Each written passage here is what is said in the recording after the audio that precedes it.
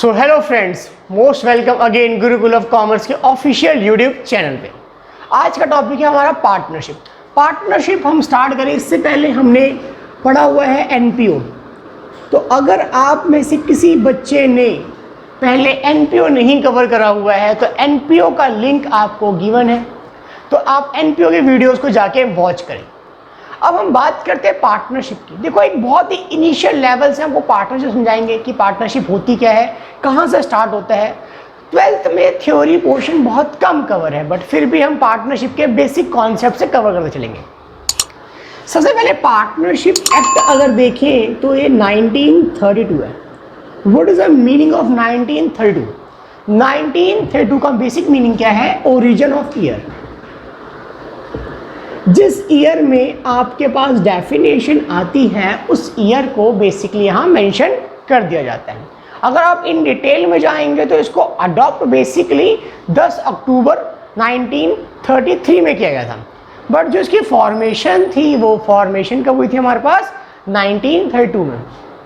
अब क्वेश्चन था पार्टनरशिप होती क्या और पार्टनरशिप की रिक्वायरमेंट क्या है। 11th की क्लास में आपने जब अकाउंट्स पढ़ा था वो सारा पढ़ा था आपने सोल प्रोप्राइटरशिप का। सोल प्रोप्राइटरशिप क्या होता है? जहाँ पर एक सिंगल पर्सन बिजनेस चलाता है। अब जैसे जैसे बिजनेस का साइज इंक्रीज होगा वैसे वैसे नंबर ऑफ पर्सन क्या होंगे? इंक्रीज होंगे। तो वही हम बात करने जा रहे हैं कि पार्टनरशिप क्या होती है। एग्जाम बेस के ऊपर कुछ क्वेश्चंस भी आते हैं, कैसे क्वेश्चंस आते हैं वो सब डिस्कस करेंगे हम धीरे धीरे वीडियोस के अंदर। तो हम अगर आगे बात करें तो पार्टनरशिप का मीनिंग क्या होता है। जनरली स्टूडेंट कहता है कि जब दो या दो से ज़्यादा पर्सन किसी बिजनेस चलाते हैं पार्टनरशिप होती है, सिंपल वर्ड्स में कहता है। बट एक्चुअल में ये करेक्ट डेफिनेशन नहीं है। ऐसे तो जॉइंट वेंचर भी हो सकता है जब कुछ लोग मिलकर बिजनेस करते हैं, को ऑनरशिप भी हो सकती है जब दो मिलके राइट होल्ड कर लेते हैं। तो बेसिकली अगर हम बात करें क्या डिफरेंस है पार्टनरशिप, जॉइंट वेंचर एक्सेट्रा में, उसके लिए हम पहले सबसे पहले स्ट्रॉन्ग करेंगे पार्टनरशिप की डेफिनेशन। तो हम बात करते हैं पार्टनरशिप होता क्या है। सिंपल वर्ड्स में व्हेन टू और more than 2% agree to take any venture means business which can be run by all of them or any one of them acting on the behalf of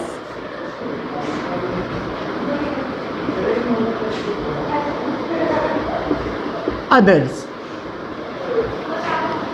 which includes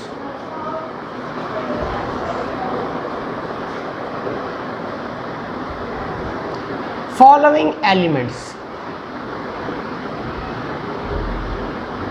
तो पहले हम यहाँ बात करते हैं क्या लिखा हमने लिखा है पार्टनरशिप का मतलब क्या होता है।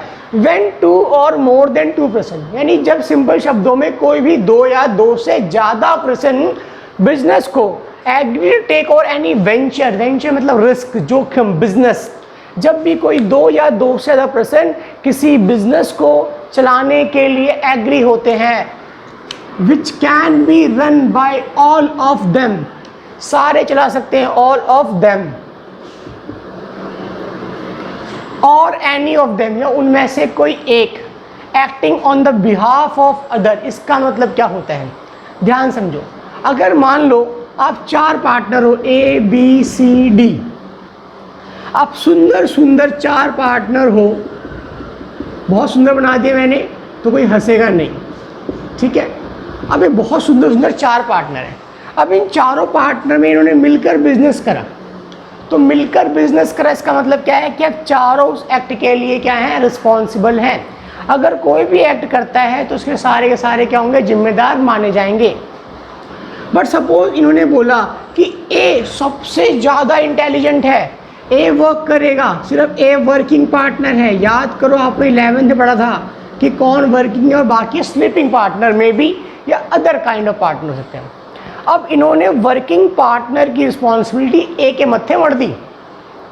अब इस केस में क्या हुआ, ए जो भी एक्ट करेगा उस एक्ट के लिए ये सारे के सारे पार्टनर क्या होंगे, रिस्पॉन्सिबल होंगे। क्यों रिस्पॉन्सिबल होंगे, क्योंकि पार्टनर्स में रिलेशन कैसा होता है, principal and agent. Principal and agent का रिलेशनशिप होता है। इसका मतलब क्या होता है, अगर कोई भी एक पार्टनर एक्ट करता है तो बाकी पार्टनर्स के एक्ट के लिए क्या होते हैं, जिम्मेदार होते हैं। जैसे फॉर एग्जांपल के लिए इस केस में अगर ए ने काम करा, कोई भी अनहैपनिंग होती है तो उसके लिए सारे पार्टनर रिस्पॉन्सिबल होंगे। दैट्स वाई आपने 11th में पढ़ा था इनकी लायबिलिटी क्या होती है बच्चों, अनलिमिटेड लायबिलिटीज। अनलिमिटेड लायबिलिटीज का मतलब है कि कोई भी लॉस होगा तो सारे पार्टनर अपनी पर्सनल प्रॉपर्टी से लाकर लॉस को पूरा करेंगे, यानी कंपनसेट करेंगे। That's why we called as unlimited liability.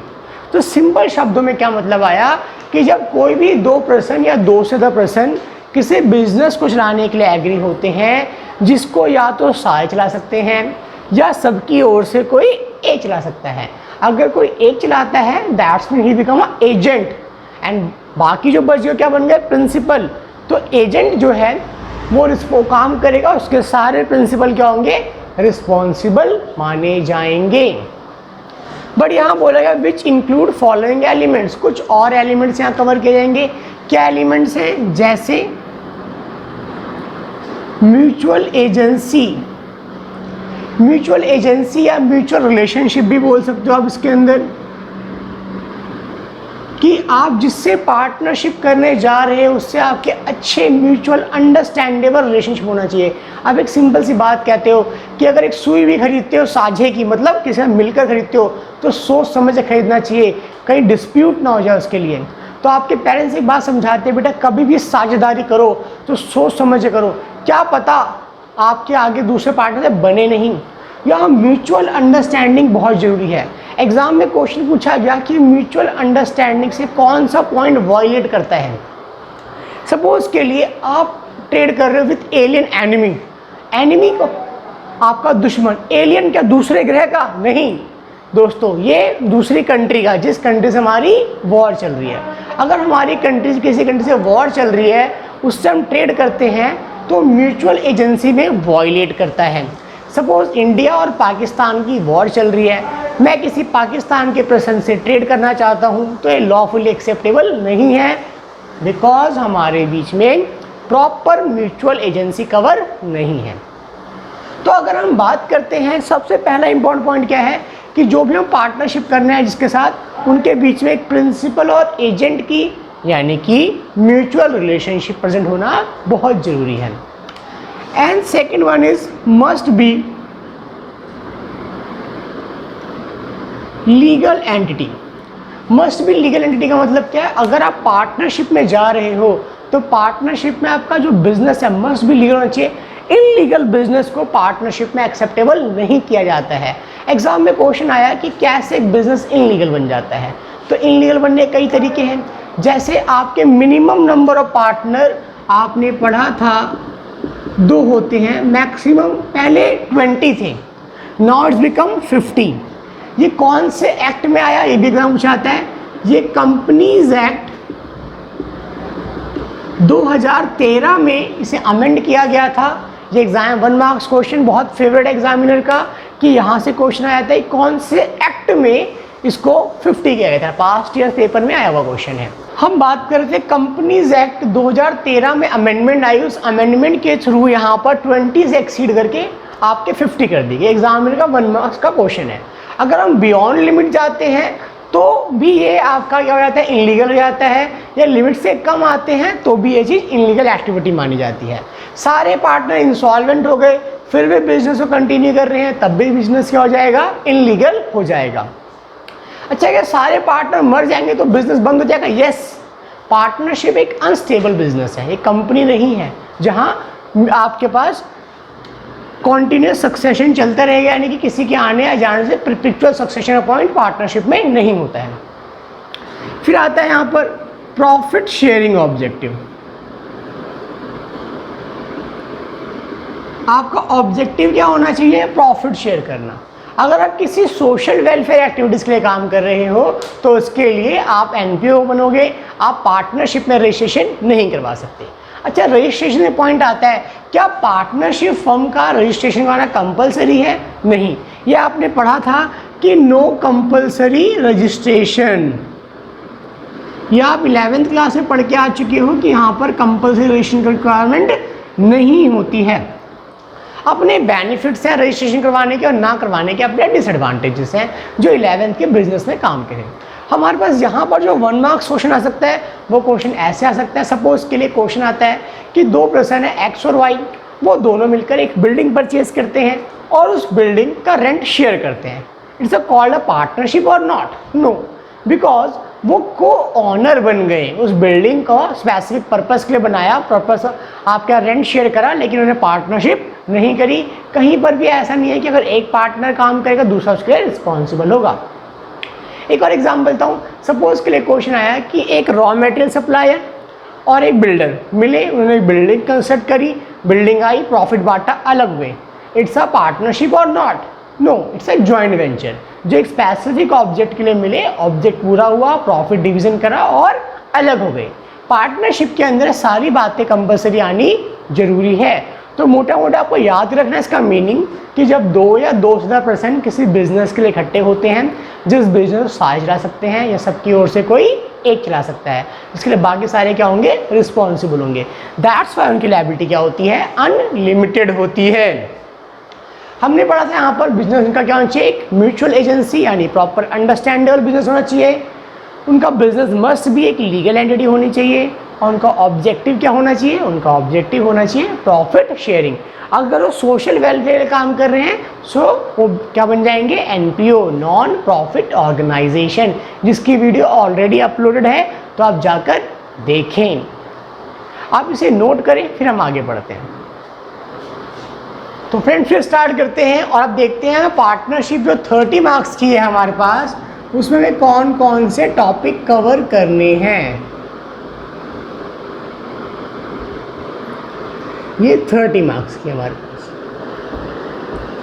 इसमें फर्स्ट टॉपिक हमारे पास जाएगा फंडामेंटल, जो आज की क्लास में हम स्टार्ट कर देंगे। अकेला फंडामेंटल 10 मार्क्स का है।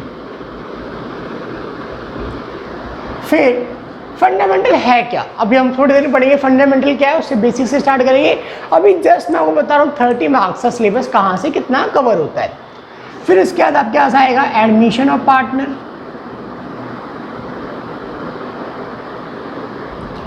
अगर हम बात करें एडमिशन ऑफ पार्टनर, खुद में एक बहुत बड़ा टॉपिक है। इसके अंदर profit sharing ratio, goodwill, revaluation account, partners capital account, balance sheet, adjustment of capital, there are multiple topics are cover.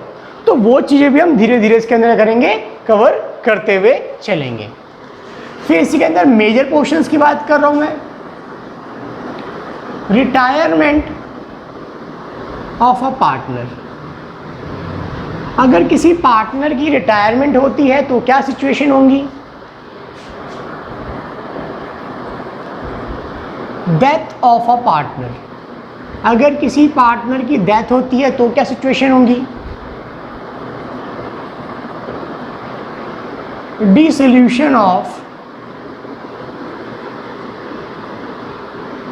Partnership firm, अगर एक फर्म डिसॉल्व हो जाती है, डिसॉल्व मतलब बंद हो जाती है, तो उस केस में क्या सिचुएशन आएगी। ये टॉपिक, ये 4 टॉपिक टोटल 20 मार्क्स के कवरेज हैं।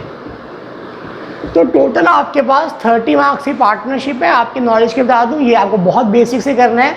रीजन बिहाइंड, अगर आगे कोई कॉम्पिटिशन एग्जाम देने जाते हैं तो उन कॉम्पिटिशन एग्जाम में भी पार्टनरशिप से क्वेश्चन आने के चांसेस बहुत ज़्यादा होते हैं। लाइक सीए हो या सीएमए हो, या आप कोई ग्रेजुएशन के एंट्रेंस की तैयारी करें, तो उन सब में भी पार्टनरशिप का बेसिक वही रहेगा जो आपका 12th का बेसिक है। ना बिना टाइम वेस्ट करें हम स्टार्ट कर देते हैं मैं topic fundamental. Fundamental of partnership, what is the basic meaning of fundamental. Fundamental का एक इंग्लिश वर्ड होता है, इसका मीनिंग होता है बेसिक प्रिंसिपल्स। ये बेसिक प्रिंसिपल यानी बेसिक सिद्धांत हैं किस चीज़ के, पार्टनरशिप, यानी किस बेसिस पे पार्टनरशिप का कॉन्स्टिट्यूशन यानी गठन किया जाता है, वो बेसिक कॉन्सेप्ट और बेसिक आइडियाज़ कहाँ कवर किए जाते हैं, हमारे फंडामेंटल में कवर किए जाएंगे। जैसे सपोज के एग्जांपल के लिए जब एक पार्टनर काम करता है तो एक पार्टनर का रिश्ता दो बंदों के साथ होता है, एक तो फर्म के साथ होता है, एक अदर पार्टनर के साथ होता है। तो जब एक पार्टनर वर्क कर रहा है तो उसका जो रिलेशन आएगा एक फर्म के साथ आएगा और एक अदर पार्टनर के साथ आएगा। तो जो रिश्ता आ रहा है इस रिश्ते के थ्रू उनके क्या राइट्स एंड क्या ड्यूटीज़ बनती हैं regarding firm and firm regarding as a partner and partner to other partner, वो बेसिक कॉन्सेप्ट्स क्या हैं, वो बेसिक कॉन्सेप्ट्स हम कहाँ कवर करेंगे, हम करेंगे अपने फंडामेंटल ऑफ पार्टनरशिप में। तो एक बार इसे नोट डाउन करें फिर हम आगे बात करते हैं। तो अब हम बात करते हैं कि फंडामेंटल में कौन कौन से टॉपिक कवर किए जाएंगे। तो फंडामेंटल के अंदर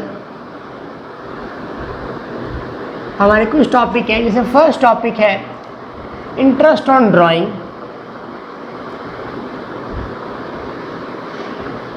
सेकेंड टॉपिक है इंटरेस्ट ऑन कैपिटल,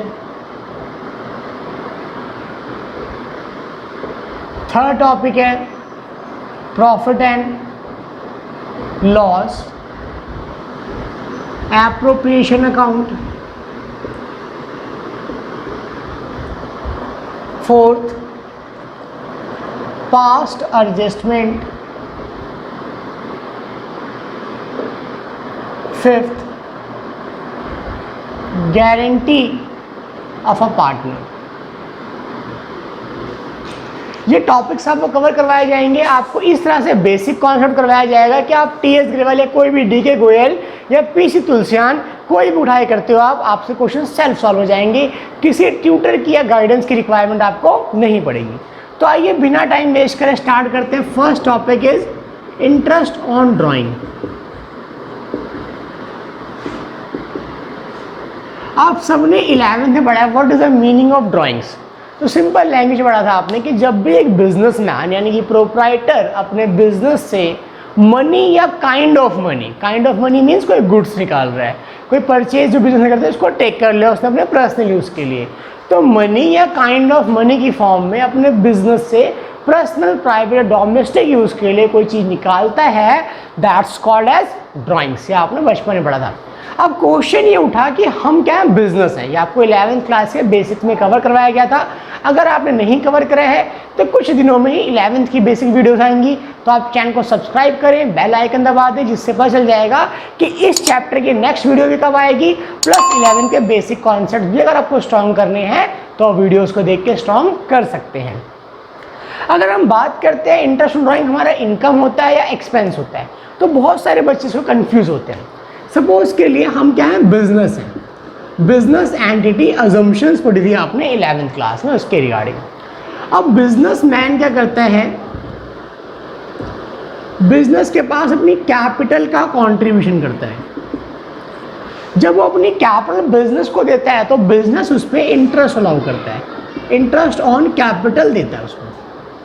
सिमिलरली जब एक बिजनेसमैन बिजनेस से विड्रॉ करता है, ड्राइंग करता है, तो अब बिजनेसमैन की रिस्पॉन्सिबिलिटी बनती है कि वो इंटरेस्ट ऑन ड्राइंग किसको दे, बिजनेस को दे, जैसे उसने इंटरेस्ट ऑन कैपिटल लिया था। सिमिलरली जैसे आप बैंक में पैसा डिपॉजिट करते हो तो बैंक आपको इंटरेस्ट देता है, आप बैंक से लोन लेते हो तो आपको बैंक को इंटरेस्ट देना पड़ता है। तो इंटरेस्ट ऑन ड्राइंग क्या बन गई हमारी, इनकम। ये आपको पता होनी चाहिए, हम क्या है बिजनेस, और बिजनेस के लिए इंटरेस्ट ऑन ड्राइंग क्या होती है, हमारी इनकम होती है। हम केस वाइज स्टार्ट करते हैं। हमारा केस नंबर 1, केस से आपको क्वेश्चंस को हेल्प करेंगे सॉल्व करने के लिए। तो हम केस नंबर 1 से स्टार्ट करते हैं, जिसकी आइडेंटिटी, पहचान क्या होती है। हम एग्जाम में कैसे पहचानेंगे कि यहाँ पर केस नंबर 1 एप्लीकेबल हो रहा है। तो इसकी आइडेंटिटी क्या होती है, when date of drawing will not be given in the question. अगर डेट और ड्राइंग क्वेश्चन में गिवन ना हो तो हम लगाएंगे केस नंबर 1। अगर सपोज के लिए क्वेश्चन में डेट और ड्राइंग गिवन नहीं है तो पार्टनर्स में और फॉर्म में डिस्प्यूट होगा। अब पार्टनर ने विड्रॉ तो कर लिया पैसा, लेकिन उसने मेंशन नहीं करा उसने ड्राइंग करी कब है, तो हम कैसे आइडेंटिफाई करेंगे उसने ड्राइंग कब करी है। तो उसके लिए हम क्या करते हैं, एक एवरेज बेसिस पे काम करते हैं। साल में कितने महीने होते हैं, 12, तो 12 का एवरेज कितना हो गया, 6। तो इस केस में हमेशा हम किस बेस पे काम करते हैं, 6 मंथ के बेसिस पर वर्क करते हैं। जैसे सपोज के लिए आपके पास क्वेश्चन आता है, mister Ram withdraw ₹10,000 during the year, calculate his interest on drawings at the rate 12% per annum. Simple question. तो इस केस में क्या होगा, हम देखेंगे अगर तो हमारे पास इंटरेस्ट ऑन ड्राइंग कैसे निकालेंगे,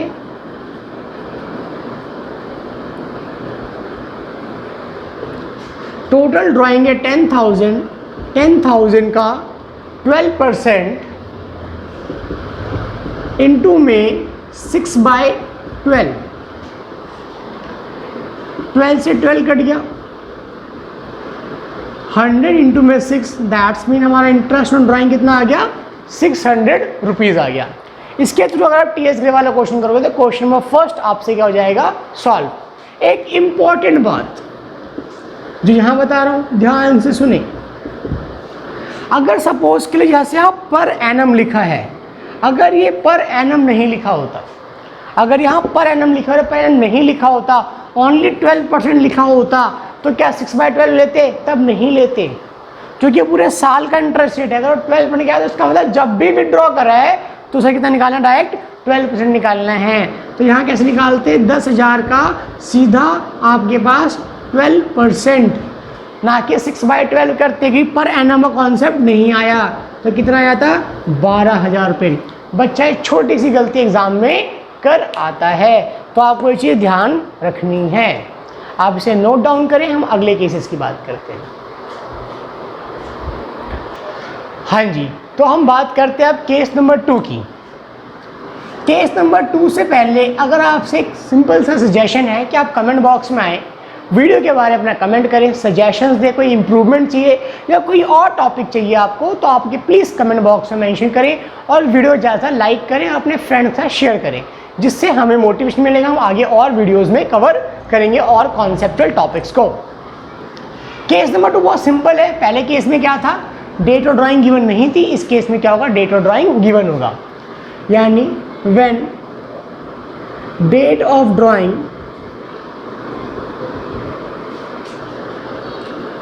गिवन इन द क्वेश्चन, अगर क्वेश्चन में डेट और ड्राइंग सपोज के लिए गिवन हो तो। आपने बचपन में पढ़ा हुआ है 2 तरह के ईयर होते हैं, कैलेंडर ईयर और फाइनेंशियल ईयर। ये सबने पढ़ा हुआ है कि 1 जनवरी से 31 दिसंबर आपके पास क्या होता है, आपका कैलेंडर ईयर होता है। क्यों होता है ये तो आप में से किसी को नहीं पता, वैसे इसके बारे में आप सर्च मारेंगे गूगल पे अवेलेबल है कि ये क्यों होता है, बहुत स्टोरी अगर आ जाएगी स्टोरी उसके पीछे, जिसकी हर पता चल जाएगा। फिलहाल मैं अकाउंट्स क्लास ले रहा हूँ, दैट्स माई सॉरी टू से, मैं टाइम वेस्ट नहीं करूँगा। अगर आपको कॉन्सेप्ट जानने हैं तो 11th के बेसिक में सारे कॉन्सेप्ट में कवर करता हूँ, क्योंकि 11th के बच्चे एकदम बेसिक पे होते हैं, 12th में कॉन्सेप्ट कवर नहीं किए जाते हैं। ऐसे ही फाइनेंशियल ईयर भी आपका 1 अप्रैल से होता है 31 मार्च तक।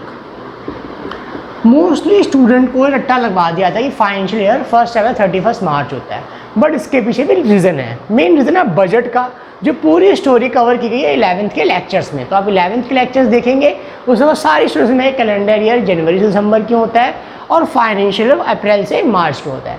जिसके लिए आपको जरूरी है आप चैनल को सब्सक्राइब कर रखें कि रिसेंटली 10 दिनों के अंदर अंदर 11th के रिजल्ट के साथ 10th के रिजल्ट के साथ 11th की वीडियोज आनी स्टार्ट होने वाली है हमारी। अब हम बात करते हैं क्वेश्चन के थ्रू।